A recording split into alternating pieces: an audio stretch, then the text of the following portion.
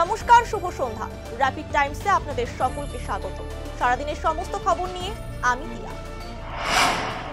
তৃতীয়বারের জন্য বারাণসী থেকে মনোনয়ন জমা দিলেন প্রধানমন্ত্রী নরেন্দ্র মোদী। এদিন মনোনয়ন জমা দেওয়ার আগে গঙ্গা পুজো এবং কাশীর কোতোয়াল কাল ভৈরব দর্শন করেন প্রধানমন্ত্রী। বনগাঁ ও শ্রীরামপুরে নির্বাচনী জনসভা করলেন রাজ্যের মুখ্যমন্ত্রী মমতা ব্যানার্জি। 4 দফার ভোট শেষ। 380টি লোকসভা আসনের মধ্যে 270টি আসনে জয়ী হয়েছেন নরেন্দ্র মোদী। বনগাঁর সভা থেকে দাবি করলেন কেন্দ্রীয় স্বরাষ্ট্রমন্ত্রী অমিত শাহ।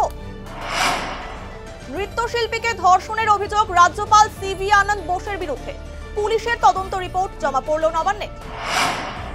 শিলিগুড়িতে নম্বরবিহীন টোটোর দৌরাত্ম্য, বাড়ছে যানজট। প্রশাসনের ভূমিকা নিয়ে প্রশ্ন তুলছেন শহরবাসী। দীর্ঘদিন ধরে জল কষ্টে ছিলেন শিলিগুড়ি পুর নিগমের 28 নম্বর ওয়ার্ডের মাতঙ্গিনী কলোনির কয়েক হাজার মানুষ। এই সমস্যার সমাধান করল শিলিগুড়ি পুর নিগম। বসানো হলো পাম্পিং স্টেশন। খড়িবাড়ির পানি ট্যাঙ্কি ওভারব্রিজ সংলগ্ন এলাকায় মাদক কিনতে এসে গ্রেফতার হলো এক মহিলা সহ 2 জন। ঘটনার তদন্তে পুলিশ।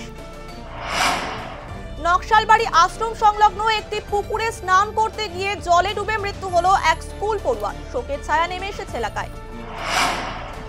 মাথাভাঙার রামছেঙ্গা এলাকায় বাইসনের তাণ্ডব। পরবর্তীতে বন বিভাগের কর্মীরা ঘটনাস্থলে পৌঁছে ঘুমপাড়ানি গুলি করে বাইসনটিকে কাবু করেন। মাল ব্লকের ওদলাবাড়িতে নদী থেকে পাথর সংগ্রহ করার পর ডাম্পার খালি করার সময় বিদ্যুৎস্পৃষ্ট হয়ে মৃত্যু হলো ডাম্পার চালকের। ঘটনায় চাঞ্চল্য ছড়ায় এলাকায়। সারাদিনের সমস্ত খবরের আপডেট পেতে নজর রাখুন শিলিগুড়ি টাইমসে।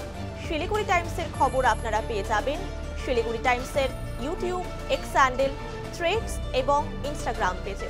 সঙ্গে থাকুন, দেখতে থাকুন শিলিগুড়ি টাইমস।